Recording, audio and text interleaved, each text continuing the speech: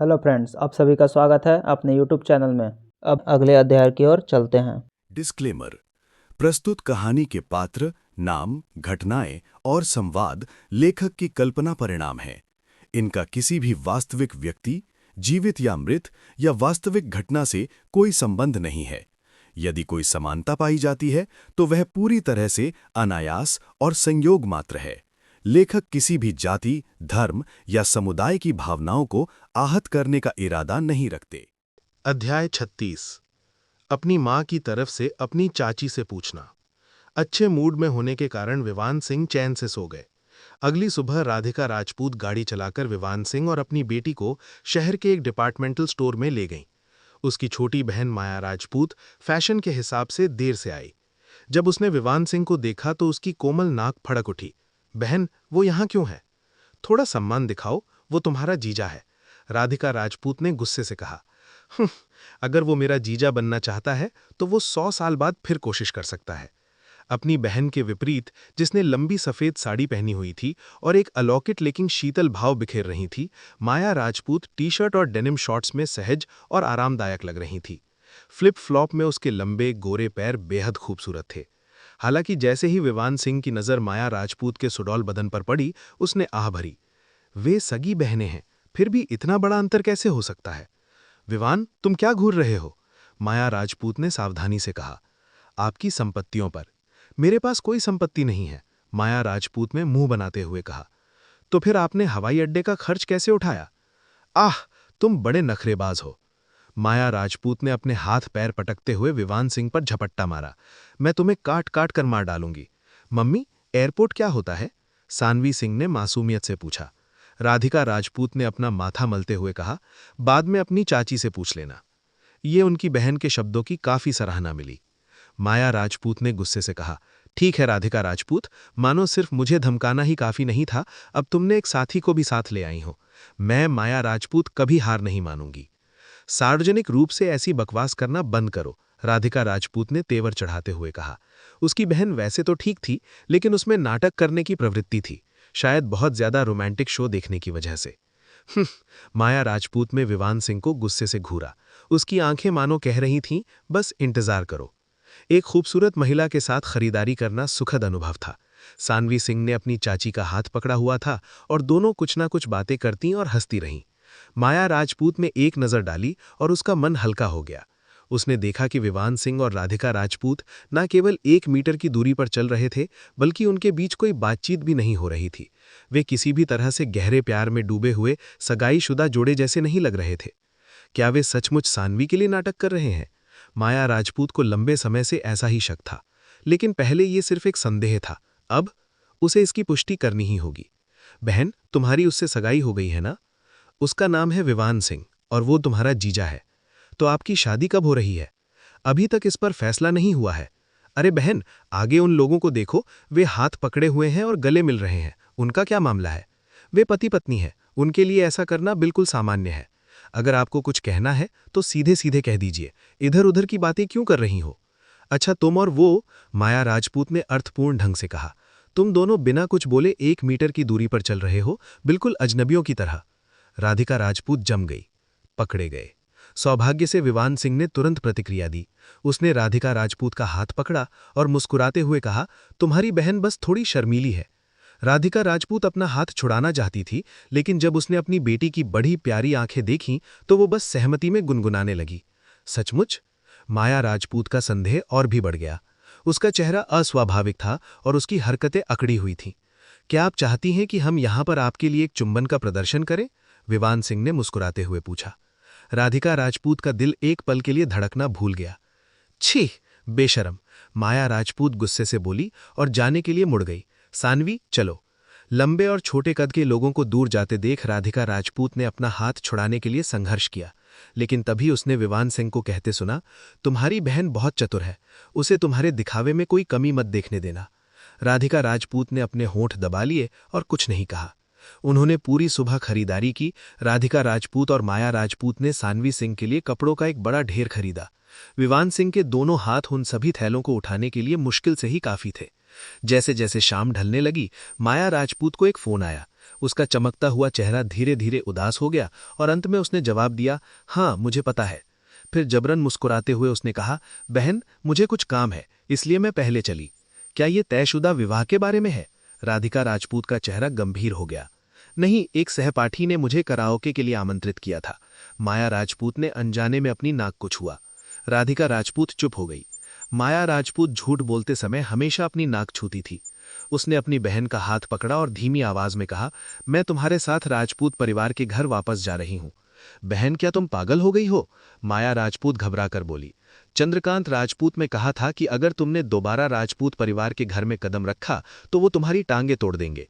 तुम राधिका राजपूत ने गंभीरता से कहा, तुम मेरी अपनी बहन हो। मैं चुपचाप खड़े होकर परिवार के हितों के लिए तुम्हारा पूरा जीवन बर्बाद होते हुए नहीं देख सकती। बहन कोई बात नहीं, माया राजपूत ने लापरवाही का नाटक करते हुए कहा। ठाकुर परिवार में शादी करना बहुत बढ़िया है। वे सचमुच एक धनी परिवार है, हमारे राजपूत परिवार से कहीं ज्यादा शक्तिशाली। तभी विवान सिंह के फोन की घंटी बजी। ये ठाकुर परिवार के तीसरे दर्जे के मार्शल आर्टिस्ट चिराग ठाकुर का फोन था। चिराग ठाकुर का लहजा आदरपूर्ण था। श्रीमान, अगर आप कल खाली हैं तो मैं विवाह का प्रस्ताव अस्वीकार करने के लिए राजपूत परिवार के घर जा रहा हूं। मुझे आशा है कि आप वहां उपस्थित होकर इसे देख सकेंगे। विवान सिंह ने थोड़ी देर सोचा और फिर स्वीकार कर लिया। हालांकि मेरी भाभी मुझे लगातार परेशान करती रहती है, फिर भी मैं उसकी बहन को अपने पहले प्यार की तरह मानता हूं। फोन रखने के बाद विवान सिंह ने कहा, बात पक्की हो गई। कल मैं और तुम्हारी बहन तुम्हारे साथ वापस चलेंगे। माया राजपूत भयभीत हो गई। विवान, क्या तुम मेरी बहन को मरवाना चाहते हो? विवान सिंह ने बिना कुछ समझाए बस मुस्कुरा दिया। कल सब कुछ सुलझ जाएगा। चिंतित माया राजपूत उनके पीछे पीछे घर तक गई। उसने जिद की कि वो कल अकेले वापस चली जाएगी, लेकिन राधिका राजपूत किसी भी कीमत पर नहीं मानी। बहस देर रात तक चलती रही और चूंकि उसे अकेले कैंपस वापस भेजना बहुत देर हो चुकी थी, इसलिए राधिका राजपूत ने अपनी बहन को अपने घर पर ही रुकने के लिए कहा। लेकिन इससे एक समस्या खड़ी हो गई। माया राजपूत अतिथि कक्ष में सो रही थी। विवान सिंह के बारे में क्या? माया राजपूत, आज रात तुम सानवी और मेरे साथ क्यों नहीं सो जाती? मैं बालिग हूं। नहीं, माया राजपूत ने ऐसे इनकार किया जैसे ये दुनिया की सबसे स्पष्ट बात हो। अजीब से भाव से उसने कहा, या फिर ऐसा हो सकता है कि तुम और विवान सिंह सचमुच के नकली जोड़े हो, वरना सगाईशुदा जोड़ा अलग अलग कमरों में कैसे सोता है? राधिका राजपूत ने मन ही मन अपनी गलती पर पछतावा किया, लेकिन अपने चेहरे पर संयम बनाए रखा। मैं चाहती थी कि हम दिल खोलकर बातें करें, लेकिन अगर आप तैयार नहीं हैं, फिर उसने विवान सिंह की ओर मुड़कर कहा, तुम वहां क्यों खड़े हो? सोने का समय हो गया है। ठीक है, विवान सिंह ने जवाब दिया। वाह, मेरी भाभी की सहायक तो हद से ज्यादा अच्छी थी, है ना? उसने सोचा, वो थोड़ी नखरेली और नाटकीय है, लेकिन मुझे अचानक वो प्यारी क्यों लगने लगी है? विवान सिंह की सौम्य पितृतुल्य मुस्कान को देखकर माया राजपूत कांप गई और उसने अपना दरवाजा जोर से बंद कर लिया। मुख्य शयन कक्ष में सानवी सिंह पहले ही बिस्तर के बीचों बीच लेटी हुई थी। उसने खुशी से अपने दोनों ओर की खाली जगहों पर थपथपाया। पापा, मम्मी, चलो सोने का समय हो गया है। राधिका राजपूत काफी देर तक चुप रही। ये देखकर विवान सिंह मुस्कुराए। वह उसके करीब आए और उसके कान में फुसफुसाए, पहले हम सानवी को सुला देंगे, फिर मैं सोफे पर जाकर सो जाऊंगा। राधिका राजपूत थोड़ी हैरान थी। उसने सोचा था कि कोई भी सामान्य पुरुष इस अवसर का लाभ उठाएगा, लेकिन विवान सिंह तो इतना सज्जन व्यवहार कर रहे थे। उसे अपने छोटे मोटे मापदंडों से एक कुलीन व्यक्ति को आंकने पर शर्मिंदगी महसूस हुई। चलो सानवी, विवान सिंह ने करवट लेकर लेटते हुए और अपनी बाह से अपना सिर टिकाते हुए कहा। वो मुस्कुराए। आज रात पापा तुम्हें सोने से पहले कहानी सुनाए तो कैसा रहेगा? फिर से स्नो वाइट या राजकुमारी और मटर की कहानी नहीं, सानवी कुछ अलग सुनना चाहती है। सानवी सिंह ने मुंह बनाया, जिससे राधिका राजपूत को थोड़ी असहजता महसूस हुई। ठीक है, विवान सिंह हंसते हुए बोले। पापा तुम्हें एक ऐसे इंसान की कहानी सुनाएंगे जो 1,00,000 वर्षों तक पूरे ब्रह्मांड में अजय रहा हो। अध्याय 37। काल्पनिक पात्र। कहानी को सरल और स्पष्ट तरीके से बताया गया था, लेकिन सानवी सिंह ने पूरी एकाग्रता से सुना। आखिर ये उसकी मां की घिसी-पिटी कहानियों में से एक नहीं थी।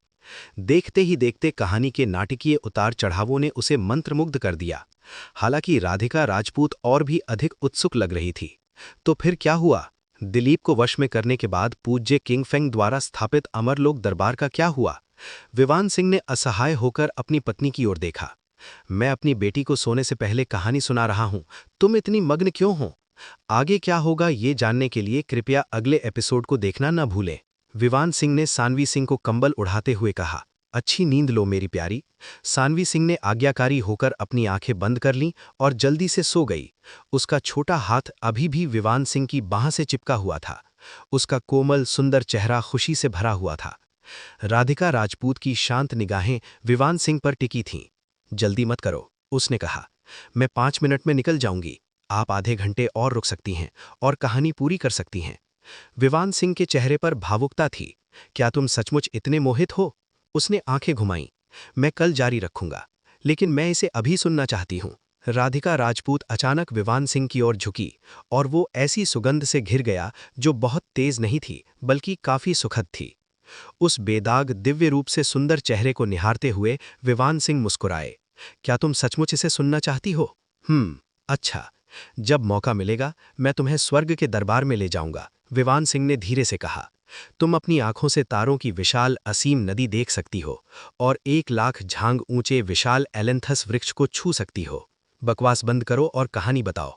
और इसलिए राधिका राजपूत ने जबरदस्ती विवान सिंह से आधे घंटे तक पूरी कहानी सुनाई। जब उसने सुना कि पूज्य किंग फिंग ने अकेले ही पश्चिमी अमरलोक के ब्लैक ड्रैगन कबीले को कैसे पराजित किया, तो उसकी सुंदर आंखें प्रशंसा से चमक उठीं। वाकई ये एक सच्चा योद्धा था। ये अफसोस की बात है कि वो सिर्फ एक काल्पनिक पात्र है। राधिका राजपूत ने अपने लाल होठों को दबा लिया, अपनी निराशा को छुपाने में असमर्थ। मैं उससे कभी नहीं मिल पाऊंगी। विवान सिंह को अचानक एक अजीब सी अनुभूति हुई, जैसे उसके अतीत के स्वयं ने उसे धोखा दिया हो। प्रिय, जाग जाओ। पूज्य किंग फेंग मैं ही हूं, 1 लाख साल पहले का। हालांकि इससे पहले कि विवान सिंह सच बता पाते, राधिका राजपूत में अपनी आंखें बंद कर लीं और गहरी नींद में सो गई। अपनी पत्नी और बेटी को सुलाने के बाद विवान सिंह ने बेडरूम का दरवाजा खोला और पूरी रात लिविंग रूम के सोफे पर बिताई। अपनी कम उम्र की बावजूद माया राजपूत को देर तक सोने की बुरी आदत थी। जब वो अगले दिन उठी और देखा कि राधिका राजपूत और सानवी सिंह पहले से ही नहा धोकर तैयार हैं, तो वो शर्म से लाल हो गई। मैं आजकल थोड़ी तनाव में थी, इसलिए देर तक सो गई। कोई बात नहीं, हम सब यहाँ एक परिवार की तरह हैं, बहाने बनाने की जरूरत नहीं, राधिका राजपूत ने हंसते हुए कहा। चलो चलते हैं, हम राजपूत परिवार की जागीर की ओर जा रहे हैं। राजपूत परिवार की जागीर में जाना और राजपूत परिवार में लौटना में जमीन आसमान का अंतर था। ये महसूस करते हुए कि उसकी बहन अब राजपूत परिवार को पूरी तरह अजनबी समझ रही है, माया राजपूत का चेहरा गंभीर हो गया। लेकिन शायद यही बेहतर था। जब तक उसकी बहन खुश थी, बाकी सब कुछ मायने नहीं रखता था। विवान सिंह ने माया राजपूत पर गहरी नजर डाली। सच तो ये था कि वो काफी जल्दी उठ गई थी और पूरी सुबह फोन पर ही बात कर रही थी। मैं कसम खाता हूं, मेरा छुपकर बातें सुनने का कोई इरादा नहीं था। अपनी शक्तियों पर लगाम लगने के बावजूद उसकी 5 इंद्रियां एक आम इंसान से कहीं अधिक उन्नत थीं। उसने अनजाने में माया राजपूत को अपने चाचा और माता पिता से ये विनती करते हुए सुन लिया कि वो राधिका राजपूत के लिए मुश्किलें न खड़ी करें। विवान सिंह को अपनी साली पर और भी अधिक दया आई। वो भी एक दयनीय आत्मा थी। राजपूत परिवार, ये संपत्ति पूर्वी सागर शहर के बाहरी इलाके में स्थित एक विशाल 2 मंजिला विला थी। इस समय विला रोशनी और रंग बिरंगी सजावटों से सजा हुआ था, जिसमें विभिन्न खुशी के प्रतीक भी शामिल थे। राजपूत परिवार के सदस्यों से लेकर उनके नौकरों तक सभी के चेहरे पर मुस्कान थी, क्योंकि आज का दिन खुशी का अवसर था। मुख्य हॉल। लगभग 30 वर्ष का एक व्यक्ति मुख्य आसन पर बैठा था। उसके बगल में एक सफेद बालों वाला बूढ़ा व्यक्ति बैठा था। ये दोनों ठाकुर परिवार के मार्शल आर्टिस्ट चिराग ठाकुर और राजपूत परिवार के वर्तमान मुखिया चंद्रकांत राजपूत थे। श्रीमान चिराग, आपकी उपस्थिति हमारे राजपूत परिवार के लिए बहुत सम्मान की बात है, चंद्रकांत राजपूत ने आदरपूर्ण भाव और संयमित मुस्कान के साथ कहा। मैं बस ये सोच रहा था कि परिवार के मुखिया जयेश ठाकुर इस समय कहाँ होंगे। आप बहुत दयालु हैं परिवार के मुखिया चंद्रकांत, चिराग ठाकुर ने सिर हिलाते हुए कहा। हमारे परिवार के मुखिया को हल्की सर्दी लग गई है, इसलिए उन्होंने मुझे ठाकुर परिवार की ओर से सभी मामलों में प्रतिनिधित्व करने के लिए भेजा है। मैं समझा, कोई बात नहीं। चंद्रकांत राजपूत निराश तो था, लेकिन उसने अपनी निराशा जाहिर नहीं होने दी।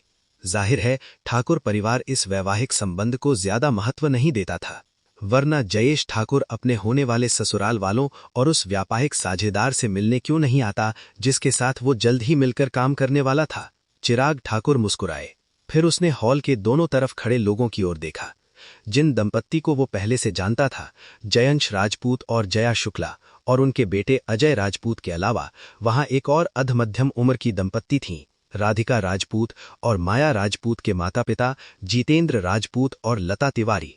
तो क्या वे श्री विवान के ससुर और माता-पिता हैं? वो तुरंत खड़ा हो गया और चंद्रकांत राजपूत से कहा, परिवार के मुखिया चंद्रकांत, कृपया चाचा जितेंद्र राजपूत और चाची लता तिवारी को बैठने के लिए कहें। चंद्रकांत राजपूत ने सिर हिलाया, ठीक है, बैठो। हाँ। जयंश राजपूत और उसका 3 सदस्यीय परिवार मुस्कुराते हुए बैठ गया। उन्होंने स्वाभाविक रूप से मान लिया कि चिराग ठाकुर उनके साथ विनम्रता से पेश आ रहे थे। तो क्या हुआ अगर आप ठाकुर परिवार की सेवा करने वाले मार्शल आर्टिस्ट हैं? आपको फिर भी हमारे प्रति विनम्र रहना होगा। आखिरकार जब माया राजपूत की शादी ठाकुर परिवार के दूसरे युवा नवाब से हो जाएगी तो वो उनकी युवा मालकिन बन जाएगी, भले ही वो कोमा में हो। माया राजपूत के चाचा और चाची होने के नाते और जिन्होंने इस शादी का प्रबंध किया था, उन्हें लगता है कि उन्होंने इसमें बहुत बड़ा योगदान दिया है। जयंश राजपूत के सामने जितेंद्र राजपूत और लता तिवारी बैठी थीं। बैठते ही लता तिवारी ने अपने पति को जोर से चुटकी काटी और नाराजगी से कहा, अपने बड़े भाई को देखो, नाक उठाकर इतरा रहे हैं। उन्हें किस बात का इतना घमंड है? ये सब तो हमारी बेटी की वजह से है। अपनी आवाज धीमी रखो, उसे सुनने मत दो। जितेंद्र राजपूत ने घबराकर पीछे हटते हुए कहा। अपने पति के निर्दयी रवैये को देखकर लता तिवारी और भी चिढ़ गई। वो बुदबुदाते हुए बोली, मैंने सोचा था कि राजपूत परिवार में शादी करके मेरा जीवन सुखमय होगा, लेकिन जब से मैंने तुमसे शादी की है, हे निकम्मे, क्या मेरा एक भी दिन अच्छा गया है? तुम्हारा भाई एक विला में रहता है और मर्सिडीज चलाता है, और हमारा क्या? हम 4 लोग एक छोटे से जर्जर अपार्टमेंट में ठूस ठूस कर भरे पड़े हैं, और हमारी सबसे बड़ी बेटी इतनी भी समझदार नहीं थी कि एक निकम्मे के साथ भाग न जाए। भाभी, कृपया अपनी आवाज धीमी रखें, हमारे यहाँ मेहमान हैं। जयंश राजपूत ने भौहें सिकोड़ते हुए कहा। जी हाँ, बिल्कुल। लता तिवारी ने मुस्कुराते हुए जल्दी से सिर हिलाया और कुछ और बोलने की हिम्मत नहीं की। ये दृश्य चिराग ठाकुर की नज़र से नहीं बचा। उसने थोड़ा सा भौहें चढ़ाईं, लेकिन कुछ नहीं कहा। वैसे पिताजी, माया राजपूत ने थोड़ी देर पहले फोन किया था। उसने कहा कि वो राधिका राजपूत और विवान सिंह को अपने साथ ला रही है। मैंने उससे कहा कि वो ला सकती है। बेहूदगी, राजपूत परिवार ने गुस्से से कहा। चूंकि राधिका राजपूत को राजपूत परिवार से निकाल दिया गया है, तो उसे हमारे घर में कदम रखने का कोई अधिकार नहीं है। पिताजी, शांत रहिए। क्या हमने हाल ही में ठाकुर परिवार के साथ रियल एस्टेट प्रोजेक्ट में अपना सारा पैसा नहीं लगा दिया? जयंश राजपूत ने हंसते हुए कहा। जहां तक मेरी बात है, मैंने राधिका राजपूत से अपनी कंपनी अजय राजपूत को हस्तांतरित करवा ली थी, और संयोग से हमें उसकी काम पर जरूरत है। ओह! चंद्रकांत राजपूत ने पहली बार ये सुनकर भौहें चढ़ाईं। फिर भी उन्हें इसमें कुछ भी अनुचित नहीं लगा। इसके विपरीत उन्हें लगा कि ये पूरी तरह से उचित है। चंद्रकांत राजपूत ने चाय की एक घूंट ली और पूछा, वार्षिक लाभ कितना है? हाल ही में एक बड़ा अनुबंध हुआ है। इस साल के अनुमान से 10 मिलियन का मुनाफा होने की संभावना है। वह चतुराई से काम ले रहा था। उसने केवल 1/3 राशि का उजागर किया। बाकी की राशि स्वाभाविक रूप से उसकी अपनी जेब में चली जाएगी। अध्याय 38। क्या आप संतुष्ट हैं? 1 करोड़। जितेंद्र राजपूत और लता तिवारी ने एक दूसरे की ओर देखा। दोनों ने एक दूसरे की आंखों में सदमा देखा। हालांकि उन्हें लंबे समय से पता था कि उनकी बेटी की कंपनी को जब्त कर लिया गया है, लेकिन उन्होंने कभी उम्मीद नहीं की थी कि इसमें 10 मिलियन मूल्य का अनुबंध शामिल होगा। उस पल में दोनों ही हैरान और गुस्से से भर गए। शुरू में जयंश राजपूत ने उन्हें सिर्फ इतना बताया था कि उनकी बेटी की कंपनी मुनाफा नहीं कमा रही है। उन्होंने कहा कि अगर वे इसे अजय राजपूत को सौंप देते हैं तो वे जितेंद्र राजपूत को परिवार की पुरानी ऑडी कार चलाने के लिए दे देंगे। ये सेकेंड हैंड ऑडी 5-6 साल पुरानी थी और अब इसकी कीमत लगभग 1 लाख ही रह गई थी। लेकिन लता तिवारी को अपने उन पुराने दोस्तों से ईर्ष्या होती थी जो सोने चांदी के गहने पहनते थे और आलीशान कारों में घूमते थे। इसलिए उन्होंने अपने पति को मना लिया। अगर उन्हें पता होता कि उनकी बेटी की कंपनी का वार्षिक राजस्व 10 मिलियन से अधिक है तो वे भला कैसे सहमत हो सकते थे। लेकिन राजपूत परिवार में जयंश राजपूत का पद बहुत ऊंचा था। वो चंद्रकांत राजपूत के बाद दूसरे स्थान पर थे। इसलिए जितेंद्र राजपूत और उनकी पत्नी लता तिवारी भले ही क्रोधित थे, लेकिन उन्होंने हंगामा करने की हिम्मत नहीं की। वे केवल अपना सिर झुकाए बैठे रहे और मन ही मन अपने बड़े भाई के परिवार को कोसते रहे कि उन्होंने एक बच्ची को धोखे से उससे छीन लिया। दूसरी ओर हाथ में चाय का प्याला लिए जयंश राजपूत ने मुस्कुराते हुए कहा, आदरणीय चिराग, ये मेरा पुत्र अजय राजपूत है। पूर्वी सागर शहर में आपके कुछ दिनों के प्रवास के दौरान इसे ही अपना मेजबान बनने दें।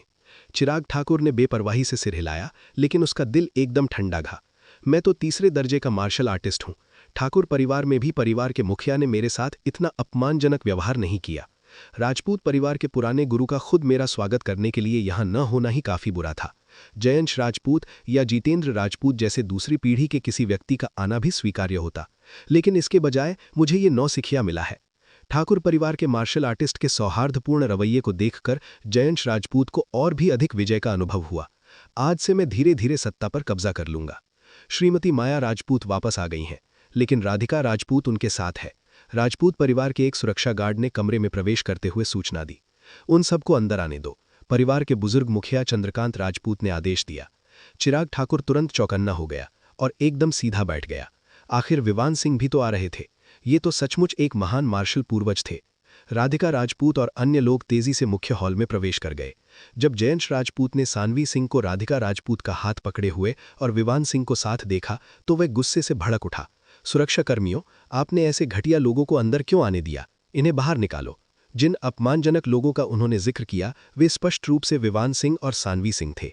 तुम्हारी हिम्मत कैसे हुई? चिराग ठाकुर ने मेज पर हाथ पटकते हुए दहाड़ मारी। क्या तुमने सुना?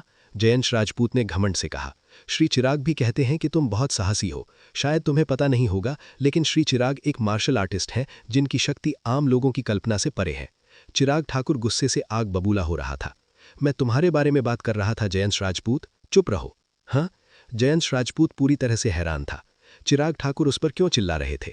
वैसे मैंने सुना है कि कई मार्शल आर्टिस्ट इतनी कड़ी ट्रेनिंग करते हैं कि उनके दिमाग को नुकसान पहुंच जाता है। शायद चिराग ठाकुर भी उन्हीं में से एक हैं। वह चुपचाप वापस बैठ गया। बैठ जाओ। माया, इधर आओ, चंद्रकांत राजपूत ने गुस्से से कहा। हालांकि उसकी चालाकी उसके बड़े बेटे से कहीं अधिक गहरी थी। उसने कमरे के दूसरे छोर पर रखी एक कुर्सी की ओर इशारा किया। विवान सिंह बैठ गए और राधिका राजपूत भी बैठ गई, जिसने अपनी बेटी को गोद में लिया था। माया राजपूत एक पल के लिए हिचकिचाई, लेकिन अंततः अपने दादा के पीछे जाकर खड़ी हो गई।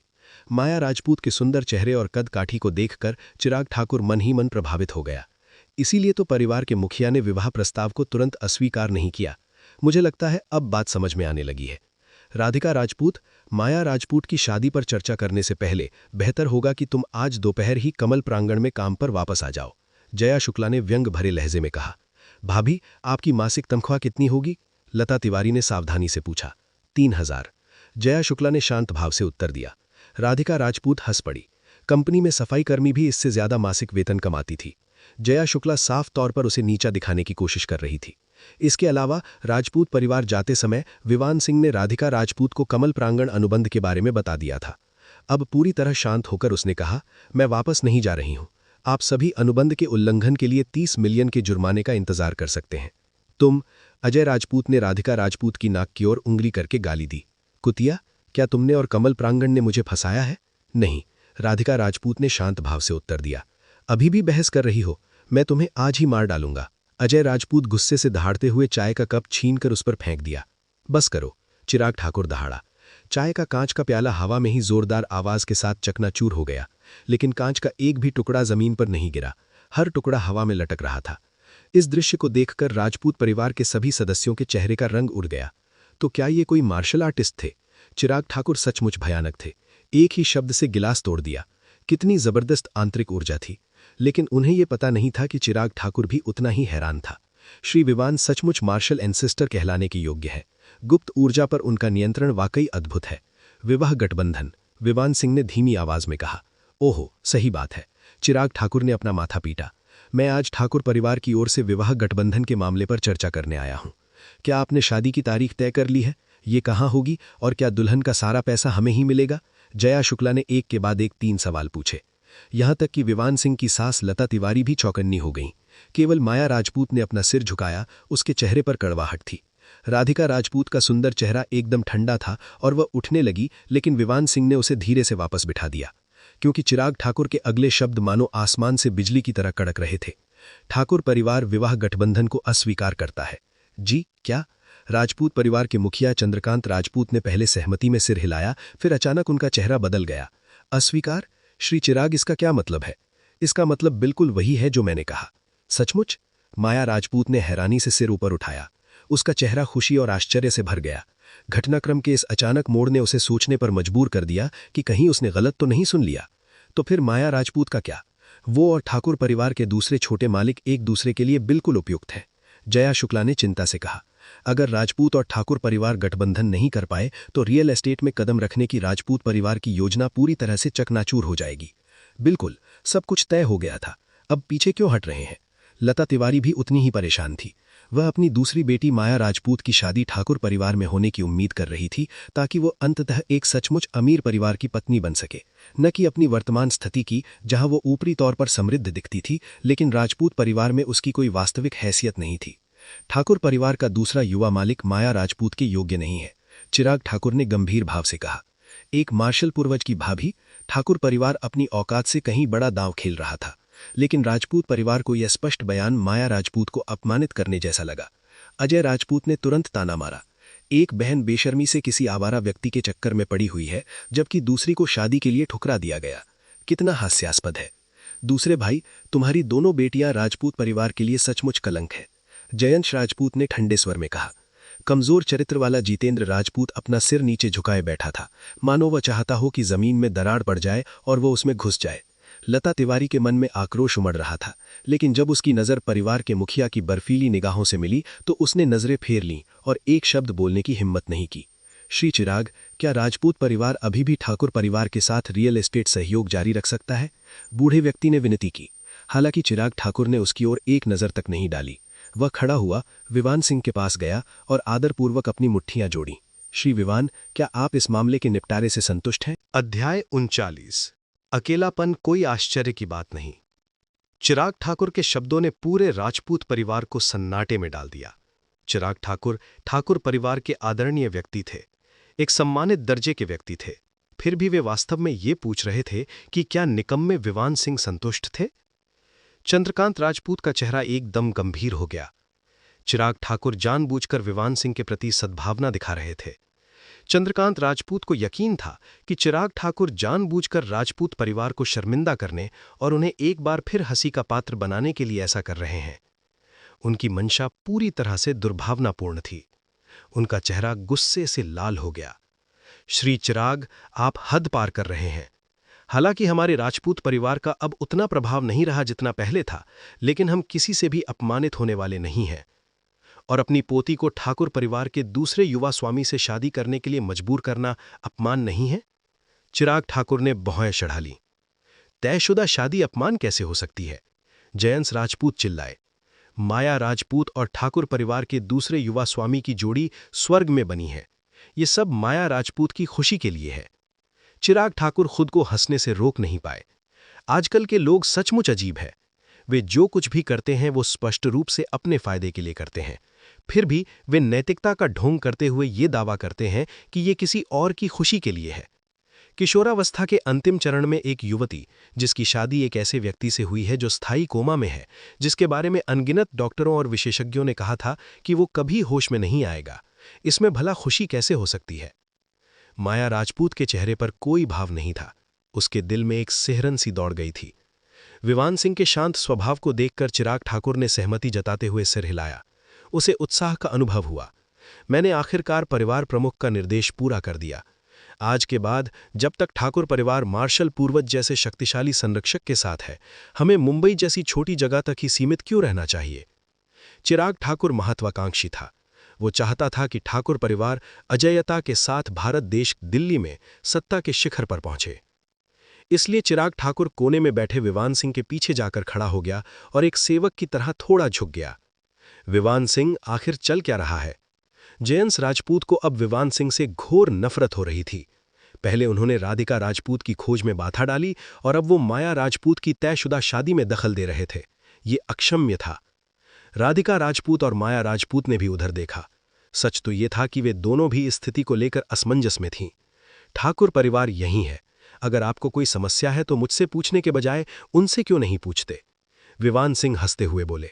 या फिर आप ठाकुर परिवार पर दोष मढ़ने की हिम्मत नहीं कर रहे और बस किसी को बलि का बकरा बनाना चाहते हैं?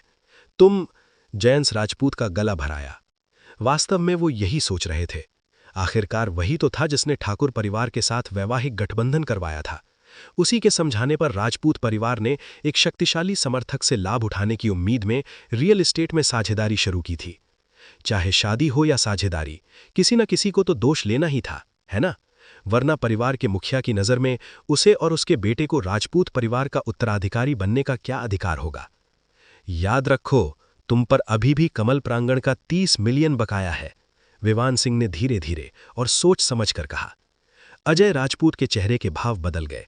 पहले तो उसे कोई चिंता नहीं थी, क्योंकि उसने सानवी सिंह को एक तुरुप के पत्ते की तरह इस्तेमाल किया हुआ था और शादी का इस्तेमाल ठाकुर परिवार के करीब आने के साथ साथ लड़की का अपहरण करने और राधिका राजपूत को धमकाने की योजना बना रहा था। लेकिन अब ऐसा लग रहा था कि कुछ गड़बड़ हो गई थी। वो अचानक भय से चिल्लाया, दादाजी मुझे बचाओ। क्या हुआ? चंद्रकांत राजपूत ने भौहें चढ़ाकर पूछा। जो कुछ भी हुआ था उसे जानने के बाद चंद्रकांत राजपूत ने सिर हिलाते हुए आदेशात्मक स्वर में कहा, राधिका राजपूत, तुरंत कंपनी वापस जाओ और अपने पहले चाचा के परिवार को कमल प्रांगण के साथ अनुबंध पूरा करने में मदद करो। वो ऐसा क्यों करेगी? माया राजपूत ने गुस्से से कहा। वो कंपनी तो असल में मेरी बहन की थी, उन्होंने बेशर्मी से उसे उससे छीन लिया। क्योंकि हम परिवार हैं, चंद्रकांत राजपूत ने दबंग लहजे में आदेश दिया। राधिका राजपूत, मैं तुमसे बात कर रहा हूं, क्या तुमने मुझे सुना? 5 साल पहले जब मुझे राजपूत परिवार से निकाल दिया गया था और मेरा नाम पारिवारिक रजिस्टर से हटा दिया गया था, तब भी मेरे मन में थोड़ी सी उम्मीद थी कि मैं एक दिन वापस लौट सकती हूं। राधिका राजपूत ने अपनी बेटी को गोद में लिए हुए और राजपूत परिवार के घर को शांति से देखते हुए कहा, जो उन्हें परिचित होते हुए भी तेजी से अजीब सा लग रहा था। तो फिर वापस आ जाओ, चंद्रकांत राजपूत ने संतुष्ट भाव से कहा। बस तुम कंपनी में लौटकर अनुबंध पूरा कर दो। राधिका राजपूत ने उन्हें बीच में ही रोकते हुए एक एक शब्द करके कहा, लेकिन आज तो मैंने सचमुच सारी उम्मीदें खो दी हैं। 5 साल बीत गए हैं और आप में से कोई भी नहीं बदला है। क्या? चंद्रकांत राजपूत के चेहरे के भाव बदल गए। मैं कंपनी में वापस नहीं लौटूंगी। राधिका राजपूत ने अपनी बेटी को गोद में उठाया और शांत भाव से कहा। विवान सिंह, माया राजपूत, चलो घर चलते हैं। बिना किसी हिचकिचाहट के माया राजपूत ने राधिका राजपूत का अनुसरण किया।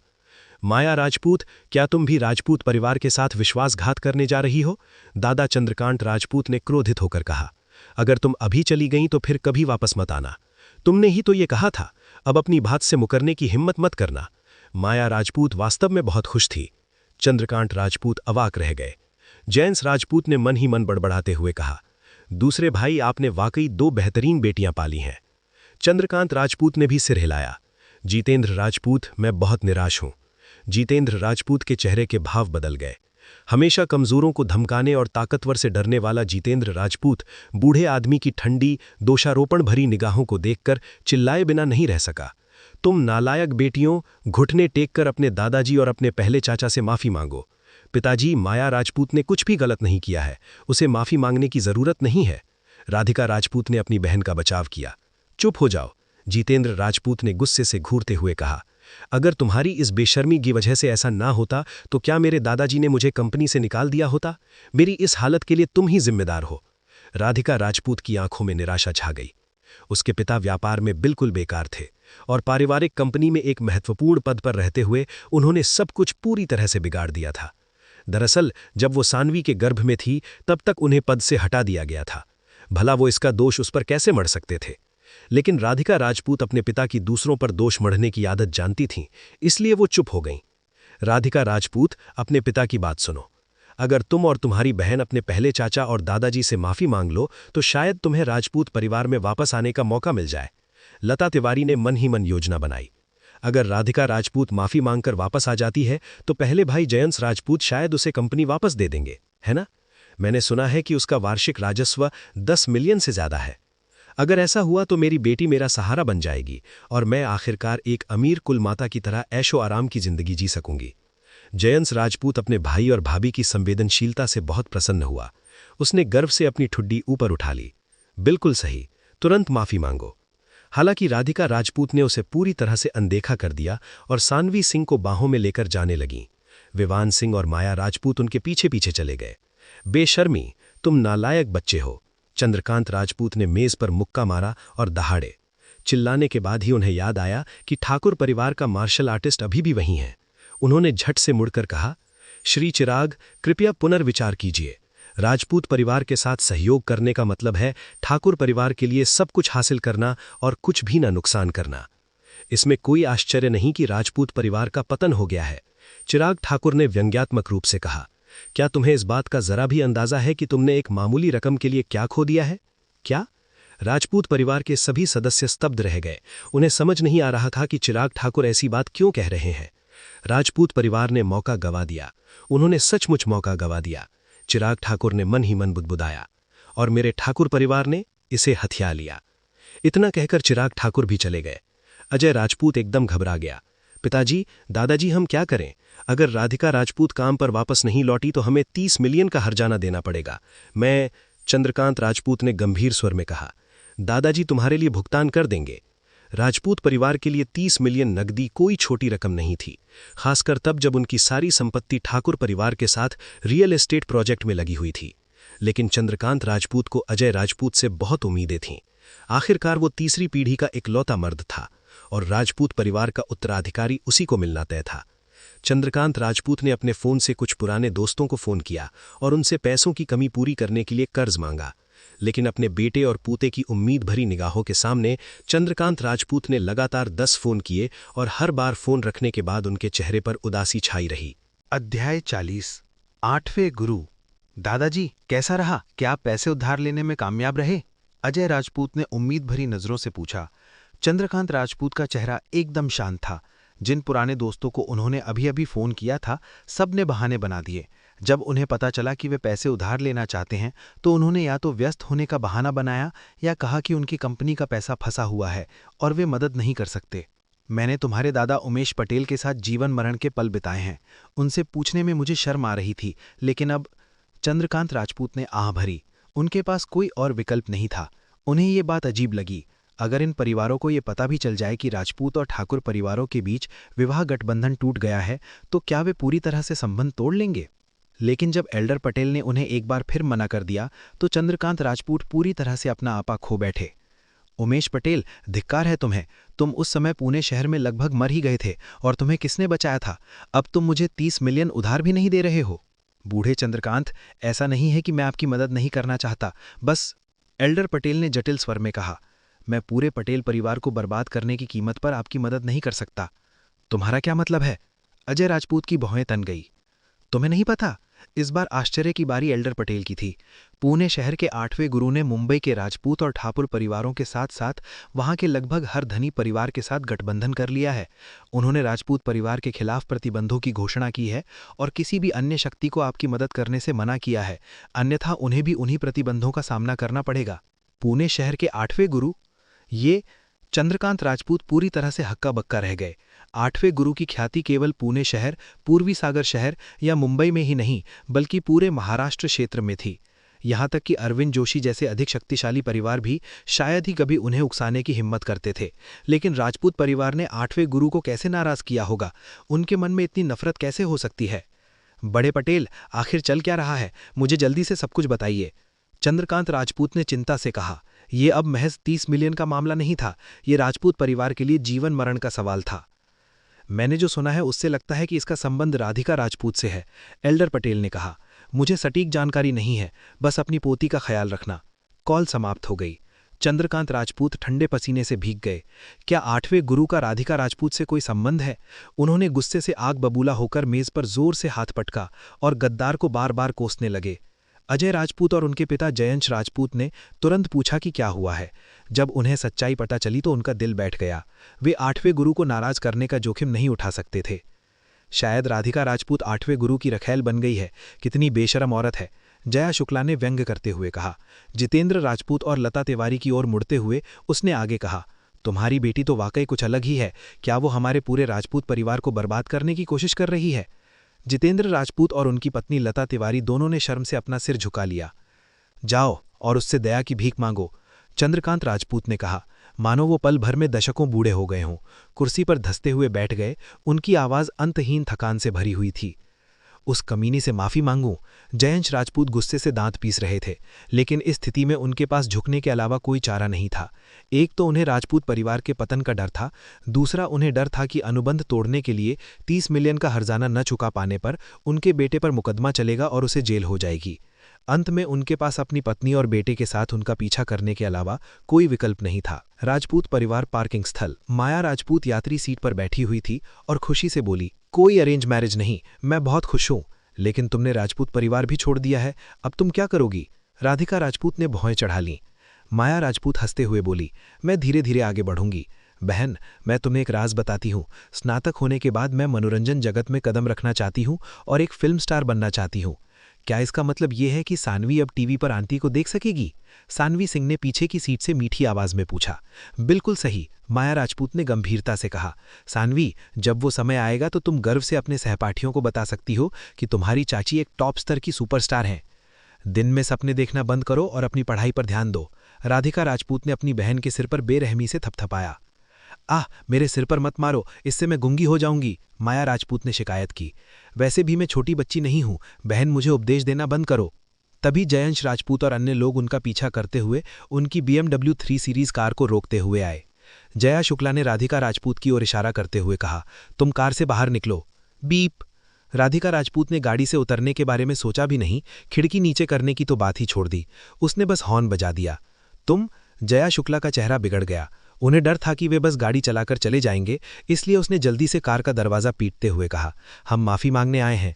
हैं? माया राजपूत और राधिका राजपूत हैरानी भरी नजरों से एक दूसरे को देखने लगे। राधिका राजपूत ने खिड़की नीचे करते देख जया शुक्ला ने तुरंत ताना मारते हुए कहा, राधिका राजपूत, अगर तुम 8वें गुरु के करीब आ गए हो तो क्या हुआ, इस पर गर्व करने की कोई बात नहीं है। 8वें गुरु?